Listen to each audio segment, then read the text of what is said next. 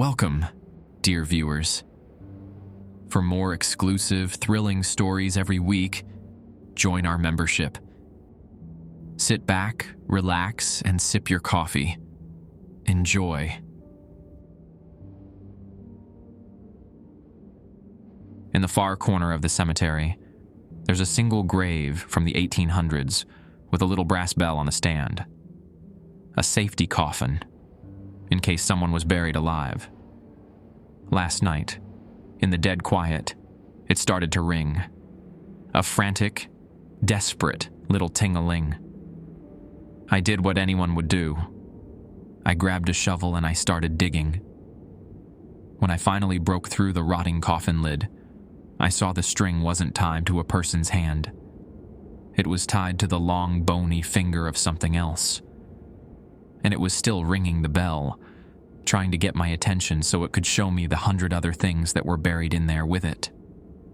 My name's Billy Ray Hutchins, and I've been the groundskeeper at Green Hollow Cemetery for 3 years now. Before that, I was bouncing between Nashville and Memphis, trying to make it as a session musician. Guitar mostly, some harmonica. But when your mama dies and leaves you her trailer in Dixon County, and when the only steady work you can find is tending to dead folks, well, you take what the good Lord gives you.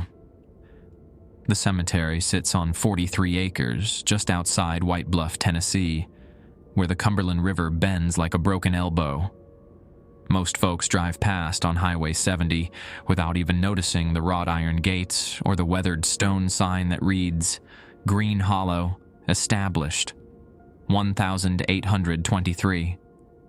The newer sections sprawl across manicured hills with granite headstones and plastic flowers.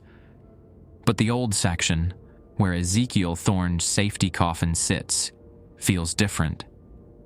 The moss grows thicker there. The trees lean inward like they're listening. I learned about the safety coffin from Dolores McKenna, the cemetery's secretary, who's been here since dirt was invented. She told me how folks back then lived in mortal terror of being buried alive after all those cholera and yellow fever outbreaks. Rich families paid extra for coffins rigged with bells, breathing tubes, even little flags that would pop up if someone woke up 6 feet under. Most of the hardware's been stolen or rusted away over the decades, but Ezekiel's bell remained. "Don't you go messing with that thing," Dolores warned me on my first day, her bifocals catching the morning light streaming through the office windows. Some graves are meant to stay quiet. I should have listened. For 3 years, I maintained that cemetery like clockwork. Mowed the grass with my old Craftsman riding mower, trimmed around headstones with hand shears, raked leaves every fall until my back screamed. The pay wasn't much, but it came with a small cottage on the grounds and health insurance that actually covered my blood pressure medication. Yesterday morning started like any other. I was replacing wilted carnations on the Williamson family plot when I heard it for the first time. That tiny, bright sound cutting through the October air. At first, I thought maybe it was a bird or wind chimes from one of the houses that bordered the cemetery's eastern edge. But the sound had rhythm, purpose. When I finally worked up the courage to investigate, my world changed forever. The bell rang for 17 minutes straight. I timed it on my phone while I stood there like an idiot, staring at Ezekiel Thorne's grave. The brass surface caught the late afternoon sun, throwing tiny flashes of light each time it swayed. Ting-a-ling, ting-a-ling. Such a small sound, but it cut through everything. The distant traffic on Highway 70, the rustle of oak leaves, even my own breathing. When it finally stopped, the silence felt heavy as wet wool. I walked back to the maintenance shed, my work boots crunching on fallen leaves. The shed smelled like gasoline and fertilizer, comforting in its normalcy. I grabbed my toolbox and headed for the office to tell Dolores what I'd witnessed. She looked up from her desk, where she was updating burial records in a ledger, but probably predated computers by decades. You look like you've seen a ghost, Billy Ray. That bell on Ezekiel Thorne's grave, it was ringing. Dolores set down her pen and removed her bifocals. How long? 17 minutes. She nodded like I'd just told her the weather forecast. Sit down. I took the metal folding chair across from her desk. The office felt cramped with its wood paneling and filing cabinets stuffed with burial permits dating back to the Carter administration. When Mr. Graves hired you, she began, referring to our absent cemetery director, he should have explained the protocols. But Harold's been dealing with his wife's cancer treatments, so I reckon it slipped his mind. Protocols? Dolores opened the bottom drawer of her desk and pulled out a manila folder marked Groundskeeper Confidential in faded blue ink. Green Hollow isn't like other cemeteries, Billy Ray. We've got situations that require special handling. She handed me a typewritten sheet of paper. The letterhead read, Green Hollow Cemetery, Special Protocols for Groundskeeping Staff, with a date from 1987. Read these tonight, she said. Memorize them. Your predecessor, Tommy Carlyle, lasted 8 years because he followed every single one. The fellow before Tommy lasted 3 weeks because he didn't. I scanned the first few lines. Protocol number 1. If the safety coffin bell rings for more than 15 minutes, do not investigate until after sunset. What happened to the guy before Tommy? Dolores stood and walked to the window overlooking the old section. Found him in the morning, sitting against Ezekiel's headstone. Alive, technically. But his hair had gone white as Sunday sheets, and he couldn't remember his own name. Spent the rest of his days in Middle Tennessee mental health. Still there, far as I know. My mouth went dry. And you're just telling me this now? Mr. Graves handles the orientation usually, but like I said, circumstances. She turned back to me, her expression serious as a funeral director's. Billy Ray, you're a good worker. You show up on time, you don't drink on the job, and you treat the graves with respect. But this place has been here for 200 years. Some of the folks buried in that old section, well, they weren't exactly folks when they went in the ground. What do you mean? Read the protocols. Follow them exactly. And Billy Ray. She gathered her purse from beneath her desk. Don't you dare go near that bell tonight. Whatever you heard today was just the beginning. After Dolores left, I sat alone in the office reading the protocols by the light of an old desk lamp. 8 rules typed on yellowing paper, each one stranger than the last. Protocol number 3 warned against working alone in the cemetery between midnight and dawn. Protocol number 5 instructed me to place a small bowl of salt on my cottage windowsill every night. Protocol number 7 was the most unsettling. If you encounter someone claiming to be a relative visiting a grave after dark, do not acknowledge them. Continue your work as if they are not there. I folded the paper and slipped it into my shirt pocket. Through the office window, I could see Ezekiel's grave in the distance, just a dark shape among the other headstones. The brass bell gleamed faintly in the moonlight. Walking back to my cottage, I passed the newer sections where families had left fresh flowers and American flags on veterans' graves. Normal cemetery stuff. But as I approached the old section, the temperature seemed to drop 10 degrees. My breath started coming out in small puffs.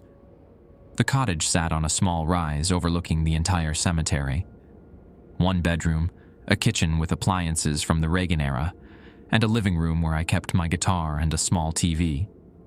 It came furnished with basic necessities and a rocking chair that I'd grown fond of. I made myself a bologna sandwich and sat on the front porch, looking out over the grounds. From here, I could see most of the cemetery laid out below me, like a small city of the dead. Street lamps illuminated the main pathways, casting long shadows between the headstones. Around 9:30, I heard voices. 2 people were walking through the old section, their flashlight beams dancing across graves. I grabbed my binoculars from the kitchen and focused on them. A man and woman, both middle-aged, moving slowly among the headstones. They stopped at several graves, the woman kneeling down to place flowers. Nothing strange about visitors, except for one thing. Visiting hours ended at sunset. The gates should have been locked. I remembered protocol number 7. Don't acknowledge them. But I also remembered my job description, which included basic security duties. I grabbed my own flashlight and headed down the hill, planning to politely escort them to the exit. The couple was gone when I reached the old section. I searched for 20 minutes, checking behind mausoleums and scanning with my light. Nothing. No footprints in the soft earth. No tire tracks near the gates. The locks remained secure. Standing there in the darkness, I felt something I hadn't experienced since childhood. The absolute certainty that I was being watched. I didn't sleep that night. Every time I started to drift off, I'd hear that bell again, or think I did. Around 3 in the morning, I gave up and made coffee, sitting in the kitchen with the protocols spread out on the table. Protocol number 2. Never work in section off, the old section, alone between sunset and sunrise. If emergency maintenance is required during these hours, contact Dolores McKenna immediately. Protocol number 4. If you find flowers, personal items, or food offerings on graves that were not there the previous day, remove them immediately and dispose of them in the burn barrel behind the maintenance shed. Do not touch these items with bare hands. Protocol number 6. The groundskeeper cottage must remain occupied every night. If you plan to be away overnight, notify Dolores McKenna at least 48 hours in advance so alternative arrangements can be made. That last one puzzled me. Why did someone need to stay on the grounds every night? I'd assumed it was just part of the job, a free place to live in exchange for basic security duties. When dawn broke, I felt relief wash over me like cool water. Everything seemed normal again. Birds chirping, early morning joggers passing by on the road, the familiar sounds of a world waking up. I made eggs and toast, showered, and prepared for what I hoped would be a routine day. Dolores arrived at 8 sharp, parking her burgundy Ford Escort in the gravel lot beside the office. I met her there with 2 cups of coffee and the protocols. "Questions?" she asked, unlocking the office door. "Plenty, but let's start with why I found flowers on graves that weren't there yesterday." Her hand froze on the doorknob. "Which graves?" 3 in Section F. Fresh roses on the Monroe family plot, a teddy bear on little Emily Patterson's headstone, and... I hesitated. A plate of what looked like cornbread on Ezekiel Thorne's grave. Dolores muttered something under her breath that sounded like a prayer. "Show me." We walked to Section F together, and I pointed out each location. The roses were still there, deep red and obviously expensive. The teddy bear was small and brown, the kind you'd buy at a grocery store. But the cornbread was gone. "Animals probably got to it," I said. Billy Ray. Nothing eats food left on Ezekiel's grave. Not raccoons, not possums, not even the feral cats that roam these grounds. Dolores knelt beside the Monroe plot, careful not to touch the roses. These flowers weren't bought at any shop in White Bluff. Look at them. I looked closer. The roses were perfect. Too perfect. No wilted petals, no insect damage, no morning dew. They looked artificial, except they smelled real. Strong and sweet, like a funeral parlor.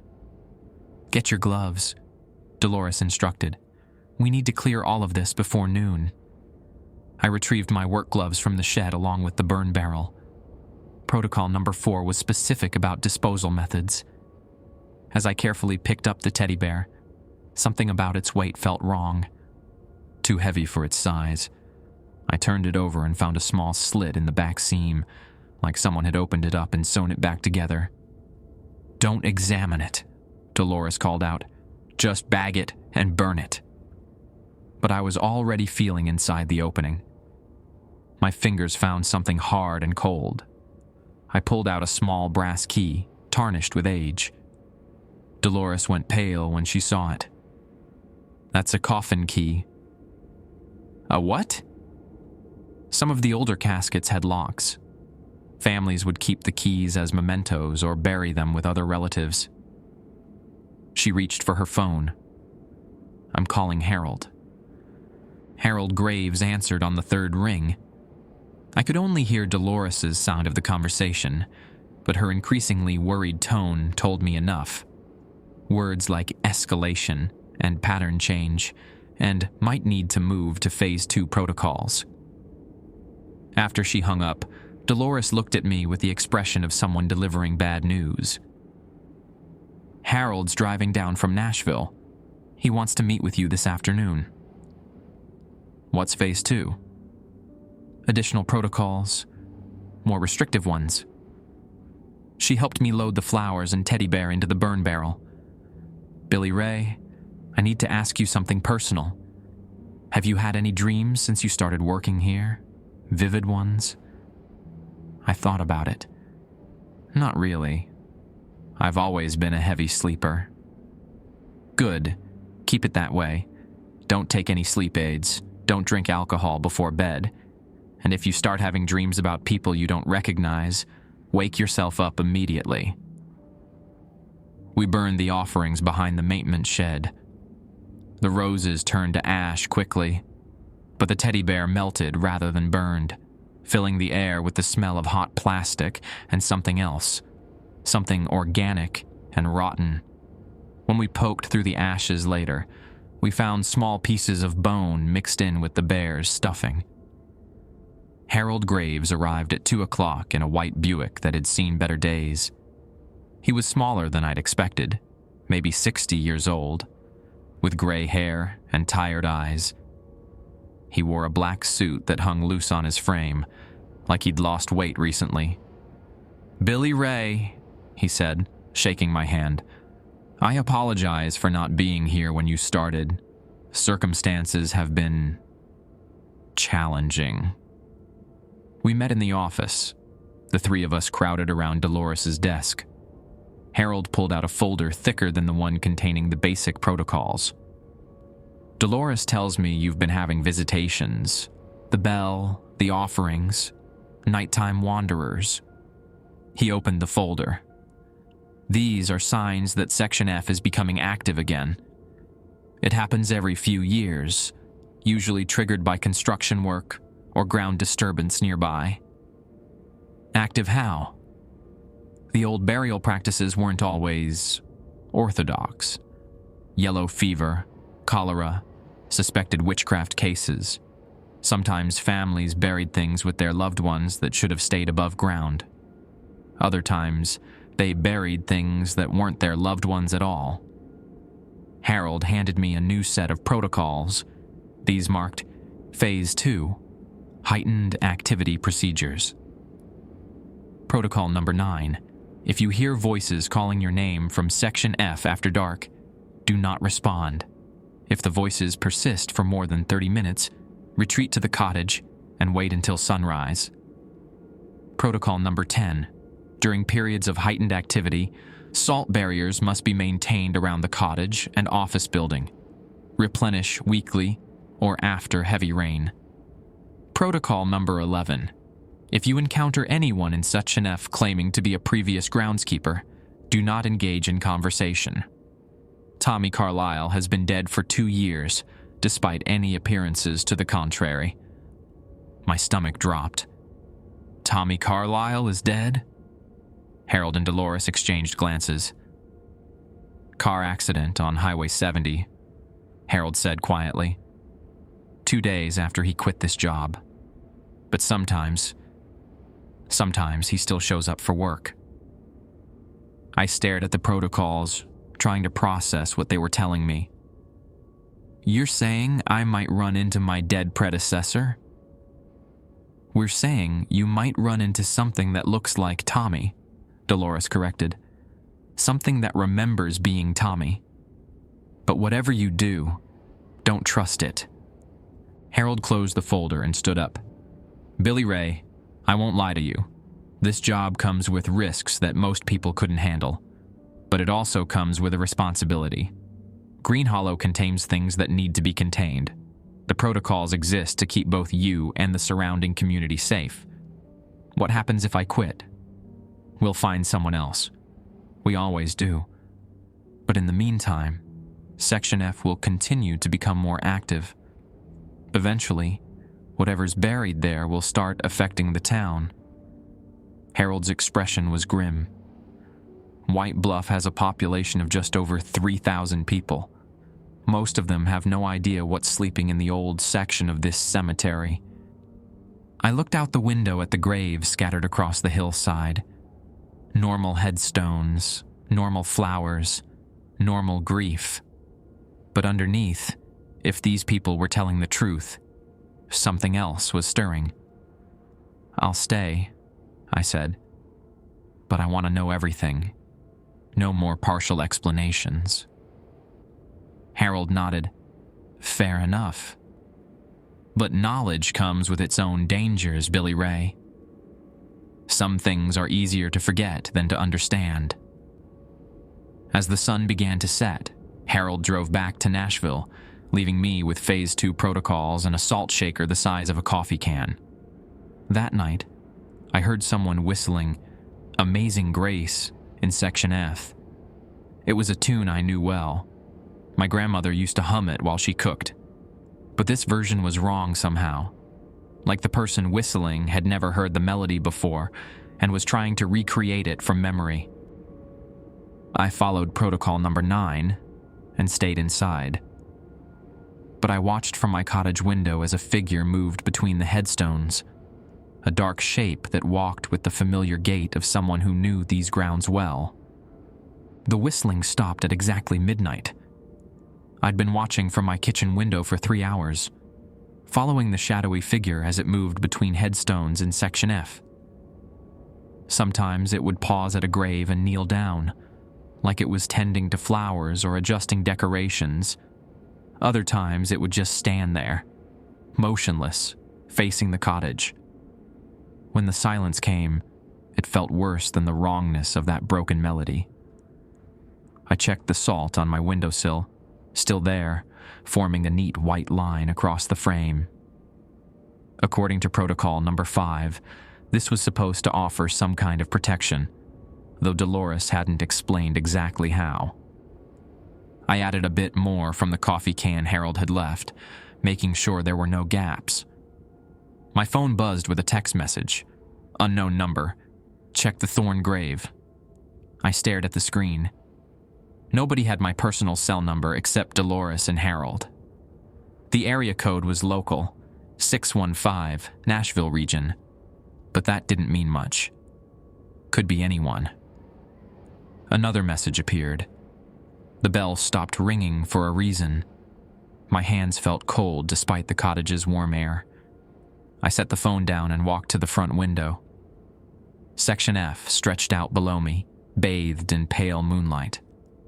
I could see Ezekiel Thorne's headstone from here, a tall marble obelisk that stood apart from the other graves. The brass bell beside it caught the light like a tiny star. The figure was gone. I grabbed my flashlight and jacket, then stopped. Protocol number 2 was clear about working in Section F alone after sunset. But technically, I wouldn't be working, just checking on cemetery property. And the text messages suggested something urgent was happening. Against my better judgment, I headed down the hill. The October air bit through my jacket as I walked the gravel path toward Section F. My boots crunched on fallen leaves, each step sounding too loud in the quiet night. Street lamps illuminated the main cemetery roads, but their light didn't reach the old section. That area remained dark, filled with shadows that seemed to move when I wasn't looking directly at them. As I approached Ezekiel's grave, my flashlight beams swept across familiar headstones. The Monroe family plot where we'd found the roses. Little Emily Patterson's small marker with its carved lamb. The weathered stones of families whose names had been worn smooth by 2 centuries of Tennessee weather. Ezekiel Thorne's grave sat in the center of it all, his obelisk rising 12 feet into the night sky. The brass bell hung silent on its small stand, the rope that connected it to the coffin below disappearing into the earth. I circled the grave slowly, looking for anything out of place. The ground appeared undisturbed. No new offerings, no flowers, no signs that anyone had been here recently. That's when I noticed the rope. 3 days ago, when the bell first rang, the rope had been taut, stretched straight down into the ground. Now it hung loose, coiled on the grass beside the bell stand like a snake. My phone buzzed again. Dig. I looked around Section F, suddenly aware of how isolated I was. The nearest houses were half a mile away, and Highway 70 carried only occasional late-night traffic. If something happened to me out here, it might be hours before anyone found me. But curiosity won over caution. I walked back to the maintenance shed and grabbed a shovel. The ground above Ezekiel's coffin was softer than I expected, like it had been disturbed recently. My spade cut through the soil easily, each scoop revealing dark earth that smelled of rain and decay. After 20 minutes of digging, I hit something solid. Wood. Rather than soft, but definitely a coffin lid. I cleared away more dirt, exposing a section large enough to see through. The wood had split in several places, creating gaps that my flashlight beam could penetrate. I knelt beside the hole and aimed the light downward. The coffin was empty. Not just empty, it looked like it had been empty for years. No bones, no clothing, no trace that anyone had ever been buried there. The rope I'd been following disappeared through a hole in the foot of the coffin, leading somewhere deeper underground. You shouldn't have done that. I spun around, flashlight sweeping across the cemetery. A man stood about 20 feet away, wearing work clothes similar to mine. Blue jeans, flannel shirt, work boots. He looked to be in his 30s, with sandy hair and a beard that needed trimming. "Tommy?" I called out, remembering protocol number 11. He smiled, but the expression didn't reach his eyes. "Been wondering when you'd dig that up. Previous fellows never have the guts." I kept my flashlight trained on him while I climbed out of the hole. "You're supposed to be dead." "Supposed to be a lot of things." Tommy took a step closer. "Supposed to be retired, collecting Social Security, maybe fishing down at the Cumberland River. But this place doesn't let go easy." "I'm not supposed to talk to you." "Smart boy. Harold tell you that." Tommy's voice carried an odd echo, like he was speaking from the bottom of a well. Old Harold's good at rules, not so good at explanations. Despite the protocol warning, I found myself curious. Explanations about what? About why the groundskeeper cottage has to stay occupied. About what happens if it doesn't. Tommy gestured toward my home on the hill. "That cottage isn't just housing, Billy Ray. It's an anchor point, a weight holding down everything buried in Section F." "That doesn't make sense." "Doesn't have to make sense. Just has to work." Tommy moved closer, and I noticed his work boots didn't seem to touch the ground quite right. See, when they built Green Hollow, they needed somewhere to put the problematic cases, the ones that died wrong, or got buried with things that shouldn't go in the ground. Section F became a collection point. I backed toward the maintenance shed, keeping the flashlight between us. "Why are you telling me this?"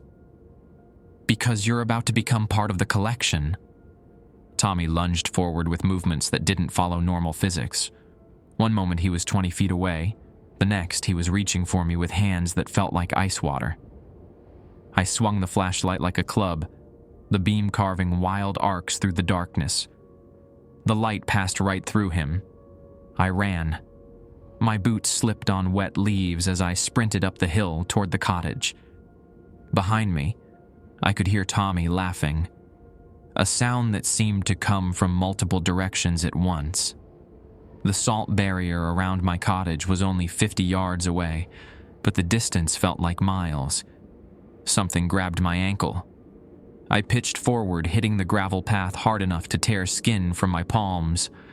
When I rolled over, Tommy was kneeling beside me, his face now clearly visible in the moonlight.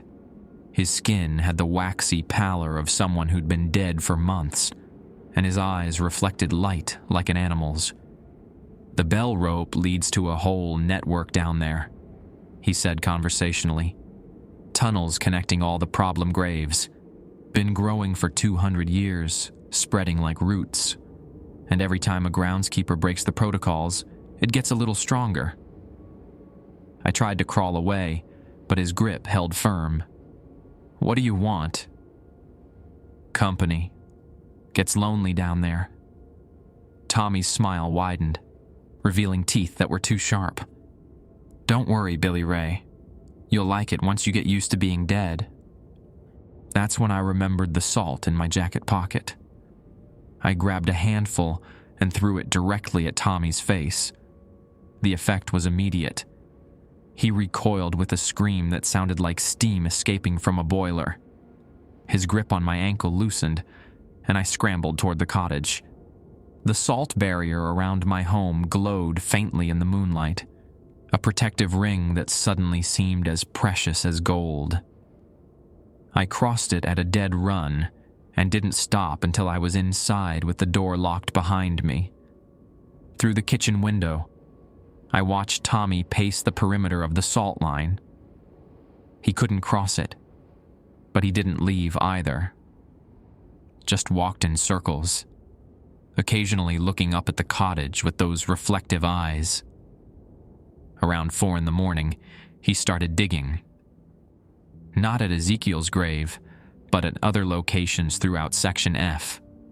Each hole he excavated revealed the same thing: empty coffins with rope leading deeper underground. By dawn, he'd opened 7 graves, creating a pattern that made my stomach turn. The holes formed a perfect circle around my cottage. When the sun finally rose, Tommy faded away like morning mist. But the holes remained, dark mouths in the earth that seemed to breathe with the wind. I called Dolores before she left for work. "He made contact," I told her.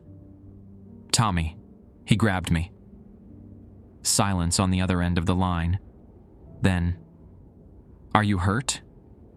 "Scraped up, but alive." "Dolores, he showed me something. The coffins in Section F are empty. All of them. I'll be right there." While I waited, I sat on my porch and looked out over the cemetery. In daylight, everything appeared normal again. Families would visit their loved ones today, leaving flowers and saying prayers. Children would play between the newer headstones while their parents tended graves. None of them would know that beneath their feet, something vast and hungry was slowly waking up. The brass bell on Ezekiel Thorne's grave began to ring again. Dolores arrived with a thermos of coffee and a grim expression that told me she'd seen this kind of thing before. She parked her Ford Escort and walked directly to the salt barrier around my cottage, examining it like a doctor checking a patient's pulse. "Ring's intact," she said, more to herself than to me. "That's good. How long did the contact last?" "Maybe 10 minutes. He grabbed my ankle, told me about tunnels connecting the graves. I pointed towards Section F, where 7 open holes dotted the landscape like wounds. Then he dug those. Dolores pulled a pair of binoculars from her purse and studied the pattern. Circle formation. That's not good, Billy Ray. He's trying to complete something. Complete what? A summoning circle. Tommy may be dead, but he still remembers enough groundskeeping knowledge to be dangerous. She lowered the binoculars. We need to fill those holes before tonight, and we need to do it with consecrated soil. Where do we get consecrated soil? From the church section. The Methodist families have been blessing their burial plots for generations. Their soil carries protection. Dolores opened her thermos and poured 2 cups of coffee. But first, tell me exactly what Tommy said about the cottage being an anchor point. I recounted the conversation while we drank coffee on my porch. The morning sun had warmed the air, making everything feel almost normal despite the evidence of supernatural activity scattered across Section F. A red-winged blackbird landed on Ezekiel's bell, and the tiny charm that produced made us both flinch. Tommy wasn't lying about the anchor point, Dolores said finally. When they established Green Hollow, the founding families knew they'd need containment for certain burials. The cottage location was chosen specifically. It sits on a natural depression where the groundwater collects. Something about the mineral content helps suppress activity. Suppress what kind of activity? The kind that starts when you bury someone who isn't completely dead. We loaded the riding mower's trailer with shovels and headed for the Methodist section on the cemetery's east side. The graves there looked different from Section F, newer headstones, well-maintained plots, and an overall sense of peace that was absent from the older area. Even the grass grew better here, thick and green despite the October chill. How many people know about this? I asked while we shoveled the blessed soil into wheelbarrows. In White Bluff? Maybe a dozen. The sheriff, the mayor, a few long-time families. Dolores paused to wipe sweat from her forehead. Most folks just think we're eccentric. They see the salt, the protocols, the fact that we always have a living groundskeeper, and they figure it's just old-fashioned cemetery management. What about the families of people buried in Section F? Most of them are long dead themselves.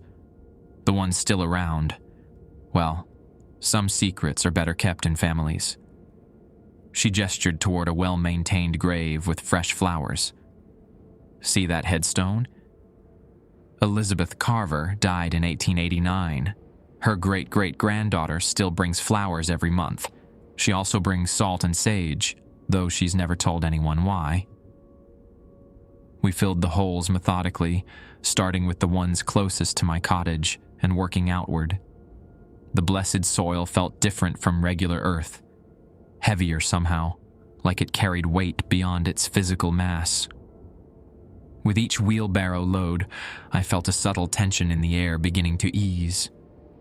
When we reached Ezekiel's grave, Dolores made me stop.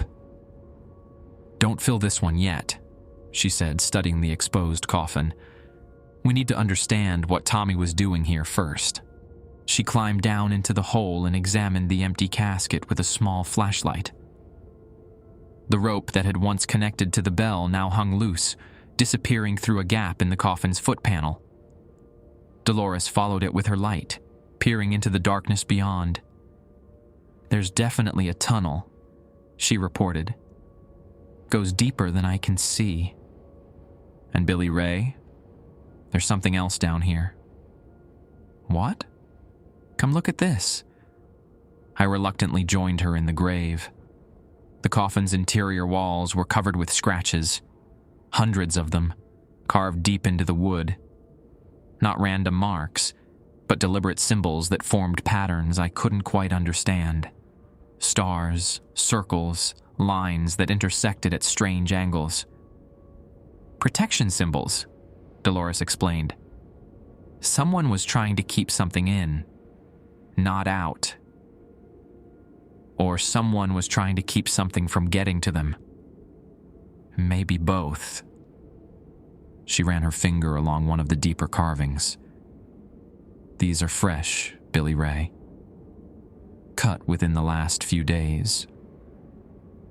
We climbed out of the grave and continued filling the remaining holes. As we worked, I noticed other details I'd missed in my panic the night before. Disturbed earth around several headstones, suggesting more digging had occurred. Strange objects partially buried near the graves.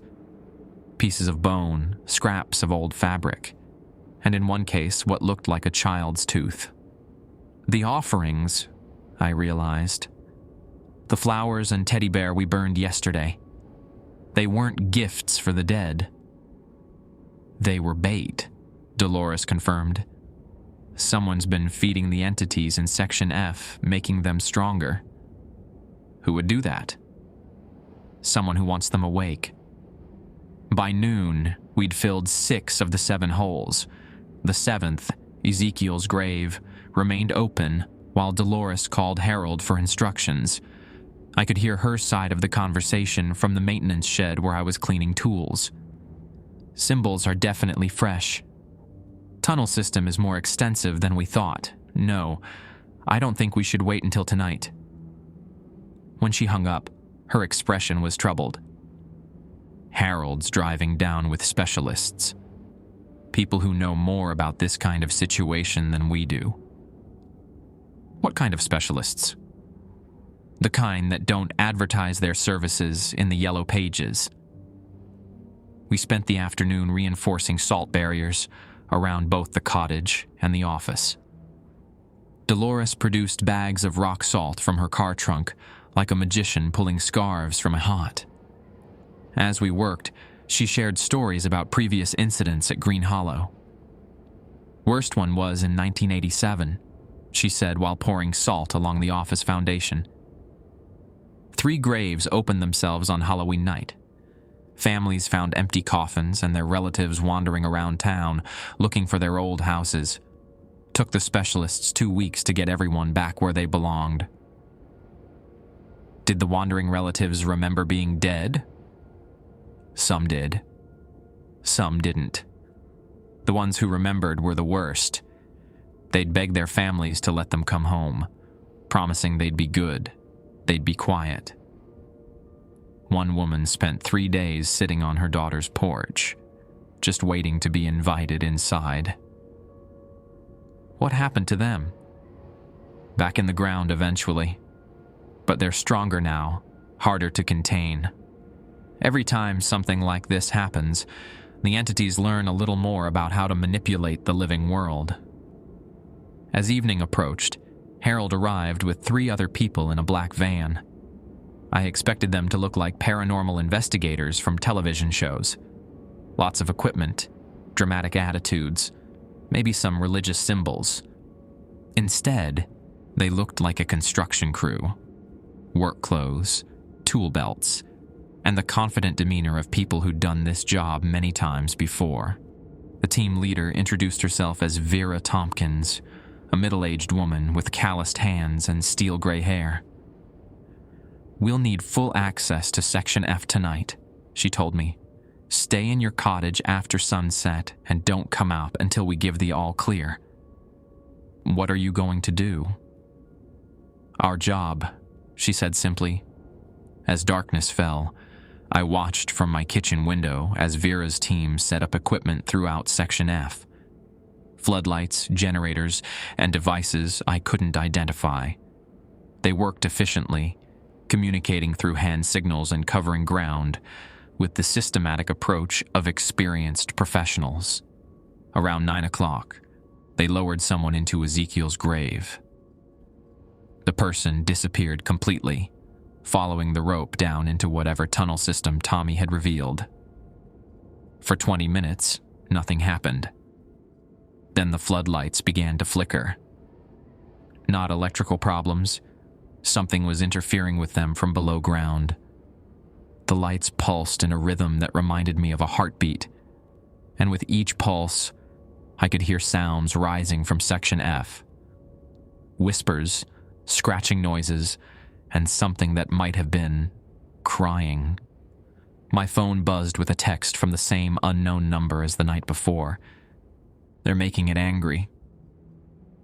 Through my window, I watched Vera's team retreat to the edge of Section F as the ground around Ezekiel's grave began to crack. The ground didn't just crack, it split open like a ripe peach, revealing darkness that seemed to swallow the floodlight's beams.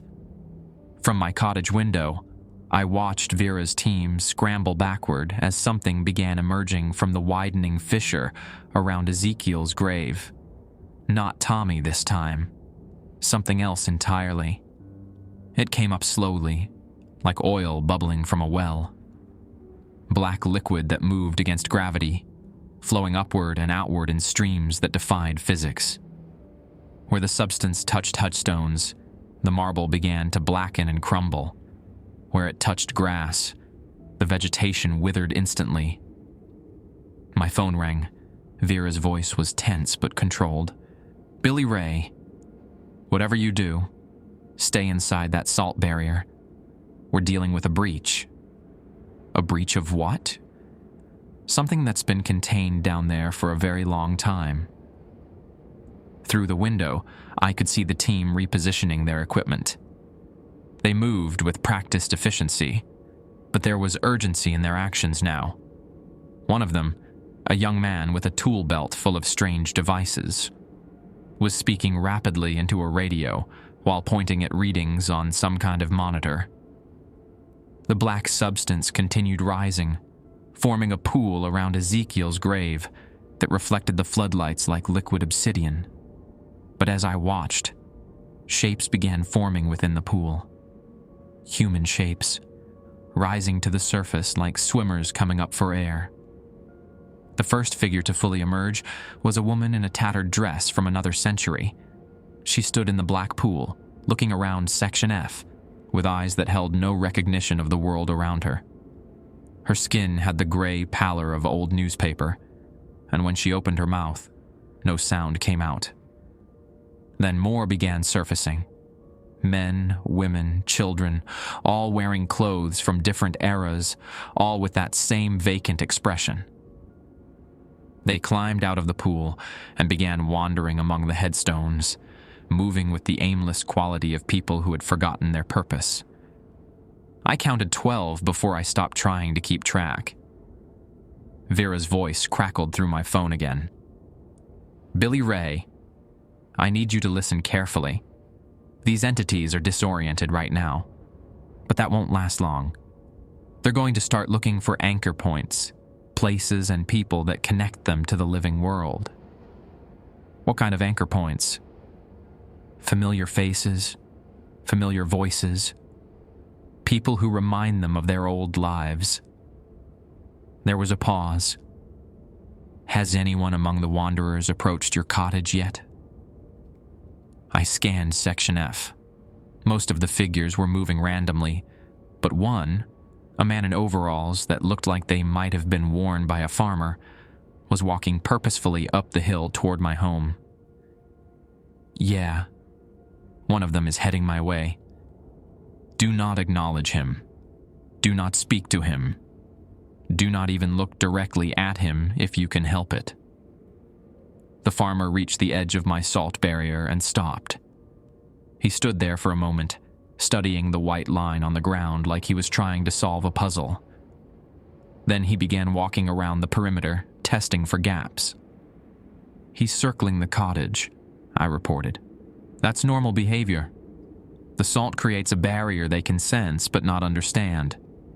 As long as it remains intact, you're safe." But even as Vera spoke, I noticed something troubling. The farmer wasn't the only one approaching. 3 more figures had broken away from the main group and were climbing the hill. A woman in a wedding dress from the 1920s, a child in knickers and suspenders, and someone wearing what looked like a Confederate uniform. "Vera, I've got 4 of them now." 4? That's unusual. They don't typically coordinate this quickly. The figures arranged themselves around my cottage, each one positioned at a different compass point. They stood motionless, facing the salt barrier, like guards waiting for orders. That's when the whispering started. It began as a low murmur, barely audible above the generator noise from Section F. But it grew stronger, resolving into individual voices speaking words I couldn't quite understand. Old English mixed with phrases in what might have been Cherokee or Creek. The voices overlapped and intertwined, creating a conversation that spanned centuries. "They're communicating," I told Vera. "That shouldn't be possible. The entities from different burial periods don't usually—" Her voice cut off abruptly. Through my window, I could see chaos erupting in Section F. Vera's team was running toward their van, while more black liquid fountained from the ground. The pool around Ezekiel's grave had expanded to cover nearly half the old section, and shapes were emerging faster now. My phone buzzed with another text. "They remember you now." The 4 figures around my cottage turned in unison to face my front door. The farmer spoke first, his voice carrying clearly through the walls. "Billy Ray Hutchins. We know that name." The woman in the wedding dress nodded. "Hutchins family. Buried 3 generations in Section C." "Your great-grandmother," said the child, "used to bring us flowers." The Confederate soldiers stepped closer to the salt line. "Mabel Hutchins, sweet lady, always remembered the old ways." I felt my legs go weak. My great-grandmother Mabel had died when I was 12, but I remembered her stories about growing up near White Bluff. She'd talked about visiting old cemeteries, leaving offerings for the restless ones, as she called them. I'd assumed she was just being superstitious. "Billy Ray," the farmer continued, "your kin understood the arrangements. The old agreements. Let times change, don't they?" "New people come," added the woman. "People with equipment and bright lights. People who don't respect the balance." The child giggled, a sound like wind chimes in a storm. "They want to send us back down, but we like it up here." Through my phone, I could hear Vera shouting orders to her team. The generator noise from Section F was growing louder, and I could see more floodlights being set up around the expanding black pool. The Confederate soldier pointed toward the activity below.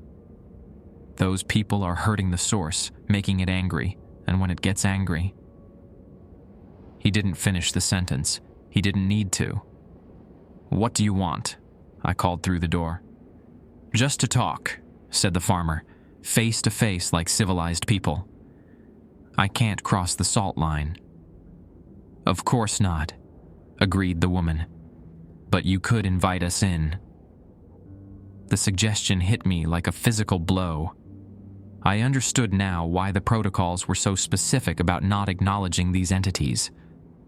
They weren't just random spirits. They were intelligent, manipulative, and patient enough to play long games. "I'm not inviting anyone in." The child's laughter grew sharper. "That's what your predecessor said. Tommy Carlyle. So stubborn." "We had to make him understand," nodded the soldier. "Show him what happens when the balance is disrupted." "Tommy helps us now," the farmer said proudly. "Learned his place in the natural order." A new voice joined the conversation. Tommy himself, emerging from the shadows behind my cottage. But this version looked different from the one I'd encountered the previous night.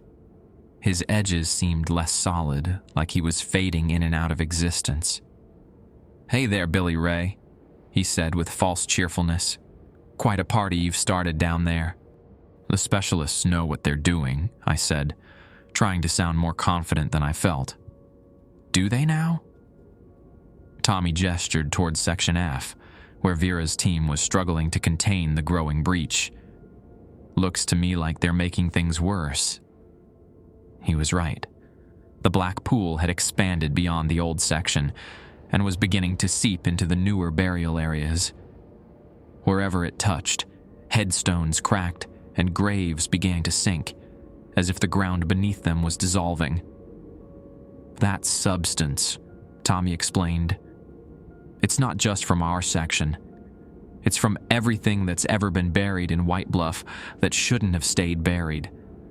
200 years of problematic cases, all connected underground. Connected how? Root systems, water tables. The land itself remembers what's been put in it." Tommy's form flickered like a candle flame. Green Hollow was just the official collection point. But things spread, Billy Ray. They always spread.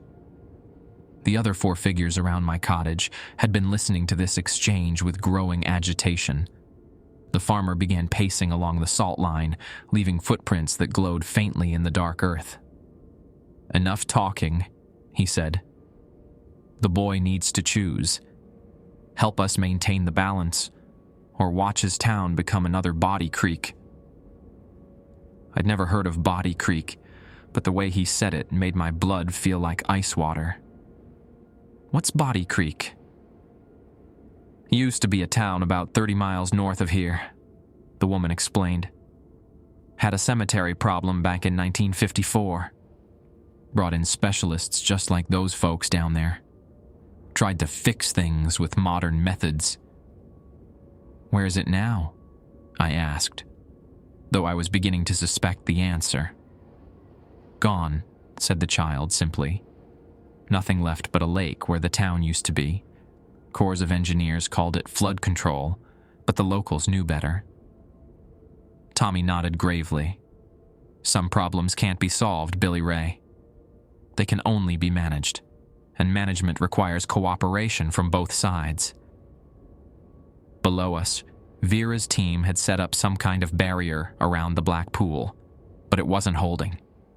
The substance was beginning to flow over their containment lines like water overflowing a dam. My phone rang again. Vera's voice was strained with exhaustion. "Billy Ray, we're going to try a different approach. We need you to evacuate to town until this is contained." "I can't leave," I said, watching the figures around my cottage. "They won't let me." "What do you mean they won't let you?"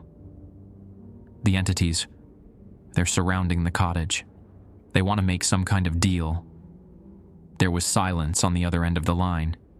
Then, "Billy Ray, do not negotiate with them. Whatever they're offering, it's not worth the price."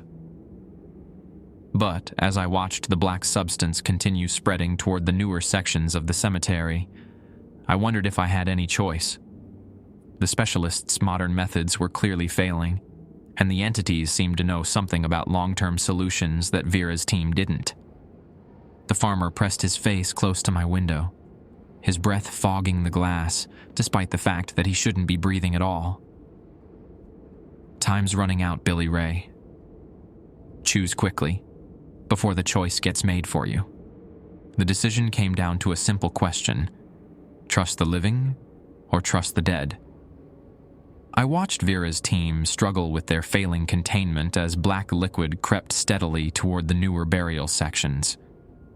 Each headstone it reached began to sink, and I could hear the distant sound of caskets cracking open underground. The modern graves weren't designed to handle whatever force was emanating from the old section. "Billy Ray," the farmer said again, his voice patient but insistent. "Your great-grandmother understood. The agreements aren't contracts. They're survival strategies." "What kind of agreements?" The woman in the wedding dress stepped closer to the salt line. "Simple ones. We stay quiet, you stay respectful. We don't wander into town, you don't disturb our rest. We help maintain the balance, you help us remember who we used to be.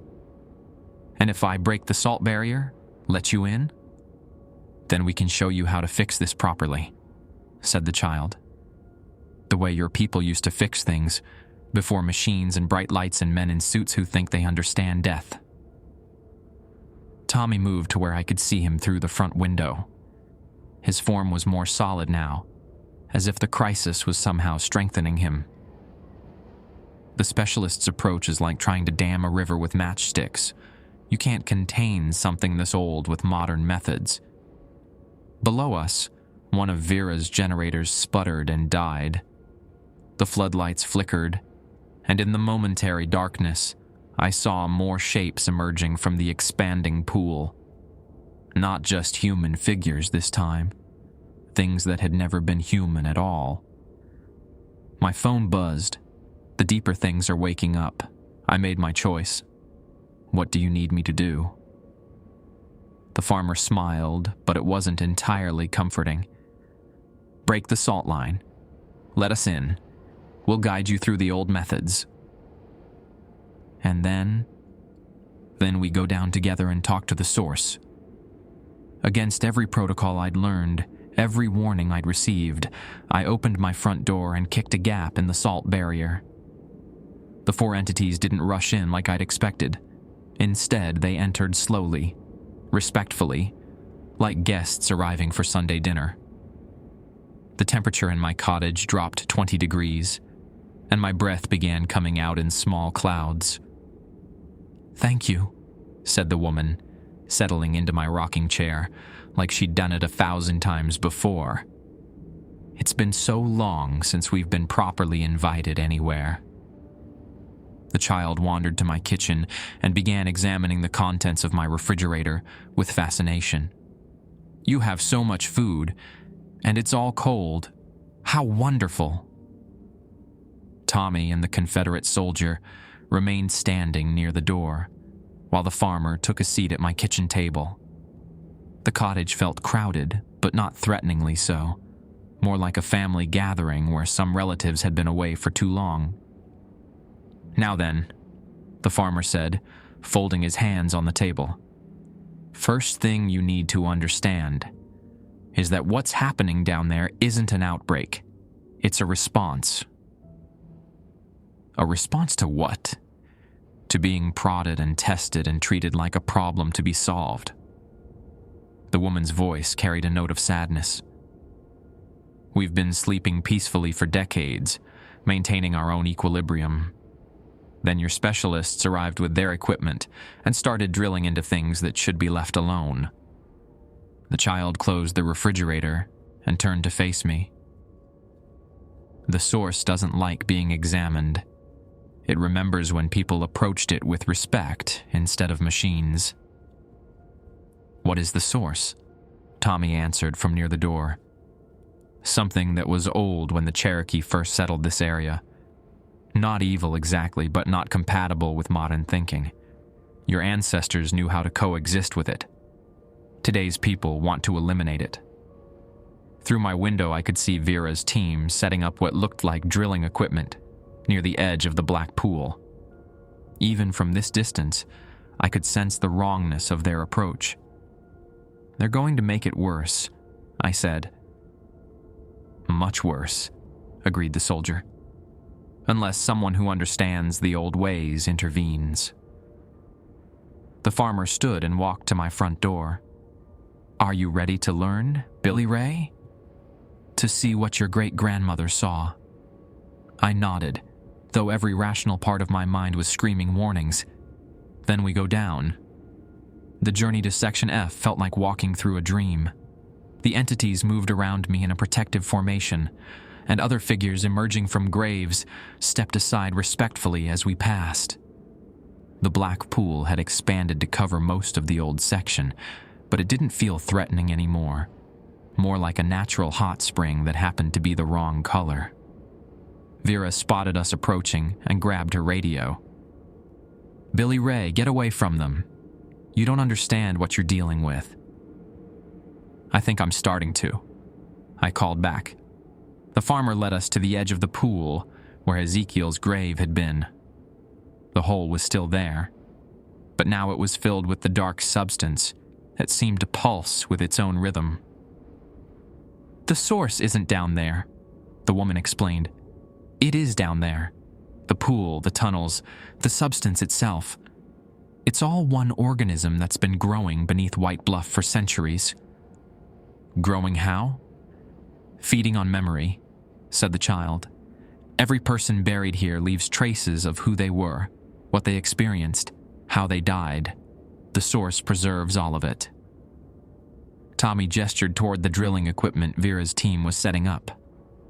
Those machines are trying to extract samples, catalog the organism's properties, find ways to kill it. But you can't kill something that's made of preserved human consciousness. So what's the alternative? Communication, the soldier said simply. The old way. The farmer knelt beside the pool and extended his hand toward the surface.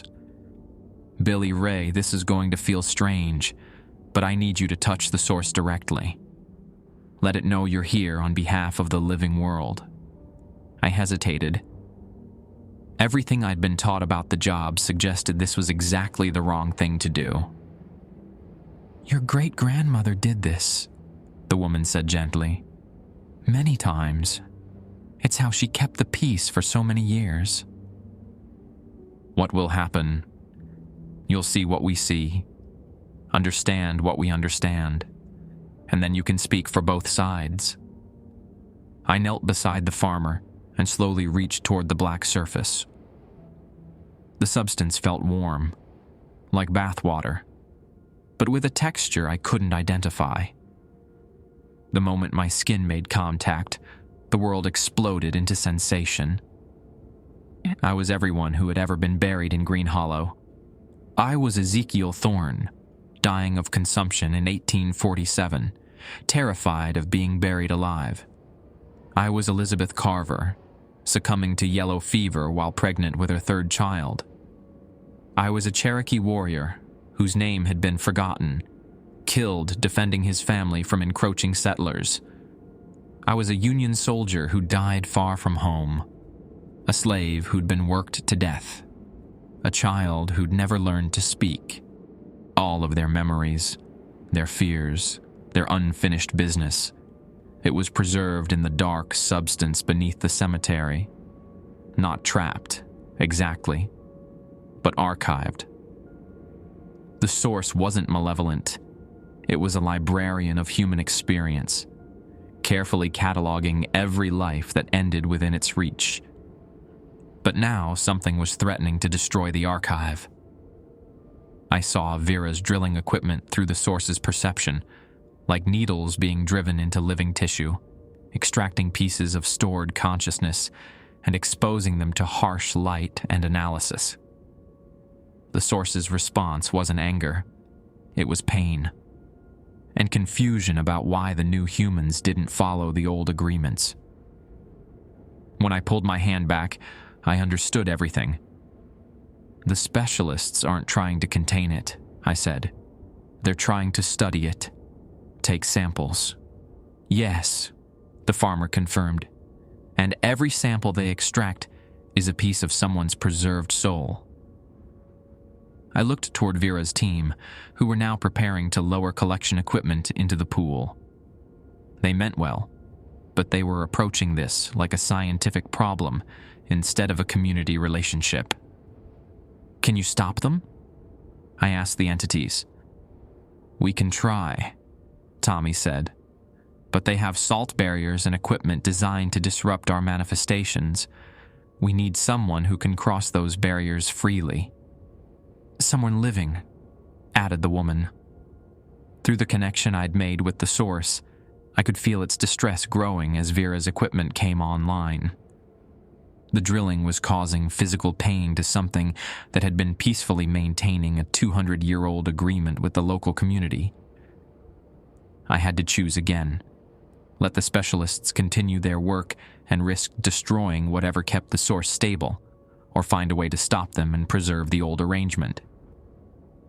The decision felt easier this time. I walked toward Vera's position, the entities following at a respectful distance. The specialist looked up as I approached, her face a mixture of relief and concern. Billy Ray, thank God. We need to get you away from here.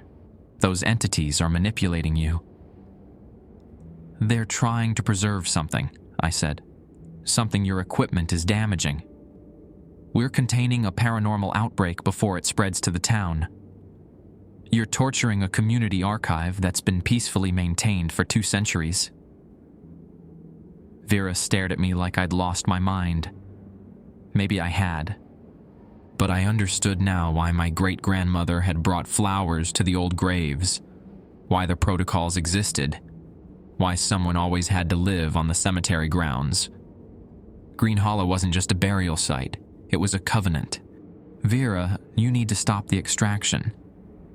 She looked at me like I'd suggested she burn down the cemetery. Billy Ray, I understand you've been through trauma, but we can't halt containment procedures based on... It's not containment. You're harvesting pieces of human consciousness. I gestured toward the drilling equipment. Every sample you take is part of someone's preserved memory. That's not scientifically possible. Neither is what you've been dealing with for the past 3 hours. Vera's team had managed to get their extraction device partially lowered into the pool, and the effect was immediate. The black substance began to churn violently, and the entities throughout Section F started moving with obvious distress. The woman in the wedding dress pressed her hands to her temples like she was experiencing a severe headache. You're hurting them, I said. They're manifestations of residual psychic energy, Vera replied, checking readings on her monitor. They can't feel pain. Tell that to her. I pointed to the woman, who was now on her knees beside a headstone, making sounds that might have been weeping if dead people could cry. The farmer appeared at my shoulder, his form flickering more rapidly than before. Billy Ray, the extraction is fragmenting our connections to the source. If they continue, we'll lose coherence entirely. Lose coherence? Cease to exist, Tommy clarified. Not just us, but everyone preserved in the archive. 200 years of human experience. Gone. Vera overheard this exchange and turned to face the entities directly for the first time. You're claiming to be actual deceased individuals, not echo manifestations? I'm claiming to be Jeremiah Hutchins, the farmer said with dignity. Died in 1923 when my tractor rolled over on me. Been resting peaceful until tonight. And I'm Margaret Sullivan, added the woman, struggling to her feet. Died on my wedding day in 1928. Pneumonia. Never got to see my husband again until... She gestured helplessly toward the churning pool. Until now, when you're tearing apart the only place we can exist. Vera's scientific worldview was clearly struggling with direct testimony from people who had specific death dates and personal histories. She looked at her monitor, then at the entities, then back at me. Even if what you're suggesting is true, she said slowly, we can't just leave this situation uncontained. The manifestation field is expanding beyond cemetery boundaries. She was right. I could see the dark substance beginning to seep under the cemetery's eastern fence, flowing toward the residential area where families were probably sleeping peacefully, unaware that their quiet neighborhood was about to become part of a supernatural crisis. There's another way, the child said, tugging at my jacket. The way it used to be done. How? Negotiation, the Confederate soldier answered. Treaties. Agreements that both sides can live with. Vera shook her head. We don't negotiate with paranormal entities. Our job is containment and elimination. Your job, Tommy said pointedly, is keeping people safe. And right now, your methods are creating more danger than they're preventing. As if to prove his point, one of Vera's generators overloaded with a shower of sparks. The sudden loss of power caused the extraction device to malfunction, sending a feedback pulse through the pool that made every entity in Section F cry out simultaneously. The sound was heartbreaking, not scary or threatening, but filled with genuine anguish, like a choir of people being torn away from everything they loved. "Stop it," I said to Vera. "Please, just stop the extraction for 5 minutes and let me show you something." "Billy Ray, 5 minutes. If I can't demonstrate a better solution, you can resume your procedures." Vera looked at her team, who were struggling to restart the failed generator. The malfunction had given us a brief respite, but I could see backup equipment being moved into position. 5 minutes, she agreed reluctantly. I knelt beside the pool again and placed both hands on the surface. The connection this time was stronger, more focused. Instead of experiencing random memories, I was able to navigate through the archive with intention. I found what I was looking for: my great-grandmother Mabel's visits to Green Hollow. The memories played out like old film reels.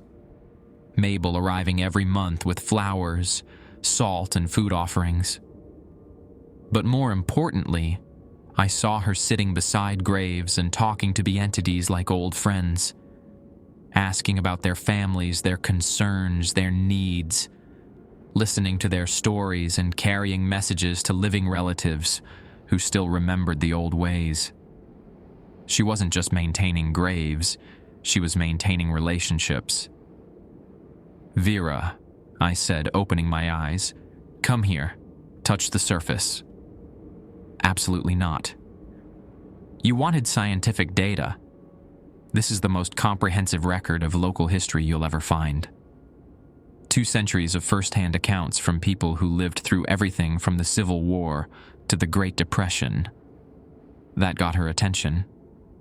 Despite her professional skepticism, Vera was genuinely curious about the historical implications. "If I do this," she said carefully, "and something goes wrong, I'll take full responsibility," I promised. Vera knelt beside me and hesitantly placed one finger on the black surface. Her eyes went wide immediately. This is incredible," she whispered. I can see a battle. Union soldiers crossing the Cumberland River. And there's a woman hiding her children in a root cellar during a raid. That's Elizabeth Carver." The woman in the wedding dress said gently. "She saved her family that day, but the stress brought on the fever that killed her." Vera pulled her hand back, staring at the entity with new understanding. "You're really her. You're actually Margaret Sullivan." "I am. And this place isn't a problem to be solved. It's a community to be maintained." "But the expansion," Vera protested. "The manifestations spreading beyond sanitary boundaries." "Because you attacked us," the farmer explained. "When threatened, the source tries to protect itself by expanding its influence, but under normal circumstances, we stay within our designated area. Normal circumstances being regular acknowledgement," Tommy said. "Someone who understands the arrangements. Someone who can speak for both the living and the archived."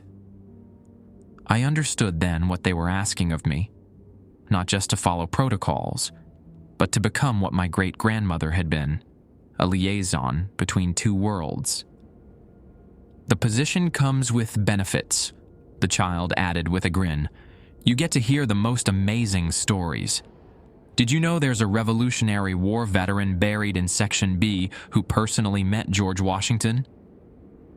Vera was studying her readings, which showed the manifestation field beginning to contract as the entities calmed down. "The expansion is reversing," she reported to her team. "Because we're talking instead of attacking," Margaret pointed out. "What would a formal arrangement look like?" Vera asked. The farmer smiled. "Simple. The groundskeeper maintains traditional protocols, monthly acknowledgements, respectful maintenance of Section F, and consultation on any major changes to cemetery operations. In exchange, we stay contained within Green Hollow boundaries. We help preserve local history, and we make sure nothing else from deeper underground ever makes it to the surface. Deeper underground. Tommy's expression became serious. Billy Ray, you've only seen the civilized layer of what's buried here. There are older things down there, from before human habitation. Things that don't understand cooperation or negotiation. We serve as a buffer between those entities and the living world. Vera looked at her team, who were waiting for orders. The backup generator was ready, the extraction equipment repaired, but the crisis seemed to be resolving itself through conversation rather than force. This goes against every protocol in our manual, she said finally. Maybe your manual needs updating, I suggested. She considered this for a long moment. We'll need documentation, written agreements, proof that this arrangement can be maintained long-term. I can provide that, Dolores said, approaching from the cemetery office. She'd been watching the entire exchange from a safe distance, and now she carried a thick folder under her arm. We have records of successful supernatural management dating back to 1823. Supernatural management? What do you think cemetery administration really is? Dolores asked with a slight smile. We're not just managing grave plots and burial permits. We're managing relationships with everyone who's ever been buried here. Vera's radio crackled with a message from her headquarters. She listened for a moment, then looked back at us. Command wants a status report. What do I tell them? Tell them the situation is contained through community engagement, I suggested. Tell them Green Hollow Cemetery has returned to normal operations under enhanced protocols. And if they ask about the enhanced protocols, tell them that's classified, Dolores said firmly. Some information is shared on a need-to-know basis only. As dawn approached, Vera's team began packing their equipment. The black pool had receded to its original boundaries around Ezekiel's grave, and the entities were fading with the approaching sunrise. Billy Ray, the farmer said as his form became translucent. Welcome to the real job. The brass bell rings every Tuesday at sunset. Just one soft chime to let me know Ezekiel's settled in for the evening. It's become as routine as checking the weather or filling the bird feeders. Sometimes I wave toward his grave when I hear it, and sometimes I swear I can see him tip his hat in return. Today marks the first anniversary of what Vera's official report called Successful Containment Through Enhanced Community Protocols. The paperwork makes it sound clinical, but the reality is much simpler. I talk to dead people, and they talk back. Not all of them, mind you. Most folks who get buried in Green Hollow rest peacefully and don't need conversation. But the ones in Section F, the older residents who've been here long enough to develop strong connections to the place, they appreciate acknowledgement. A few words about the weather, updates on their surviving family members, sometimes just a friendly hello when I'm doing maintenance work nearby. Margaret Sullivan has become something of a regular companion during my morning rounds.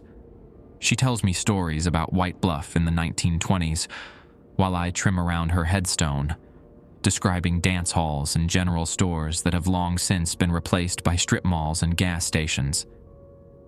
Last week, she mentioned that her great-niece still lives in town, works at the bank on Highway 70. So I stopped by and introduced myself. "You're the new groundskeeper," the woman said when I mentioned Margaret.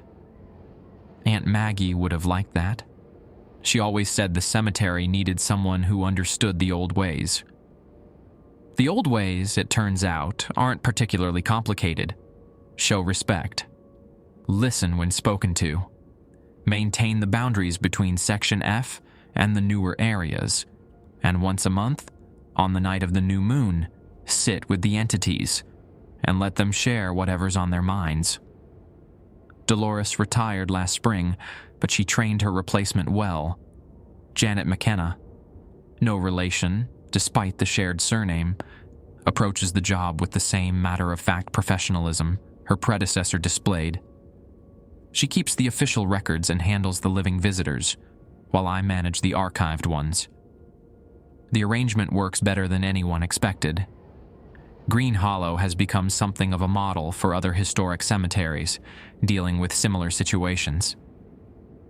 Vera visits occasionally to document our methods, always bringing flowers for Margaret, and treating the entities with the scientific respect she'd show any important research subjects.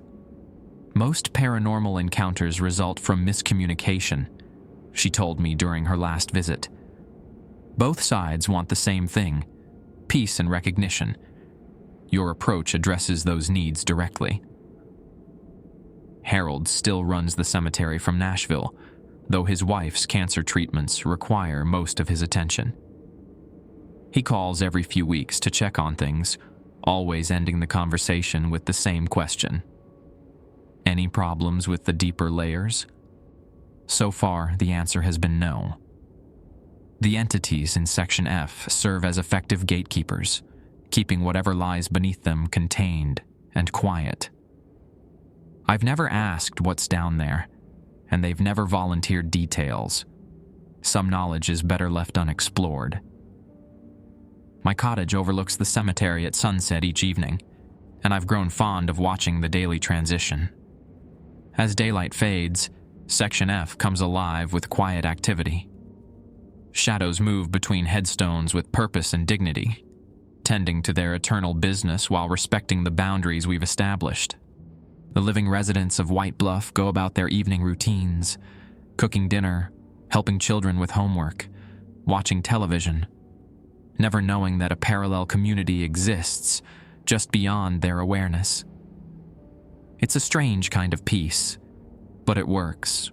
Sometimes Tommy Carlyle joins me on the cottage porch, sharing stories about his years as groundskeeper and offering advice about cemetery maintenance.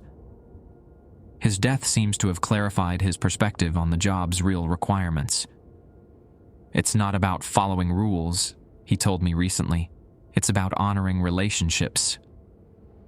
Tonight the bell chimed twice, Ezekiel's way of saying good evening. I raised my coffee cup in acknowledgement and settled back in my rocking chair to watch over the community I'd sworn to protect. Both halves of it,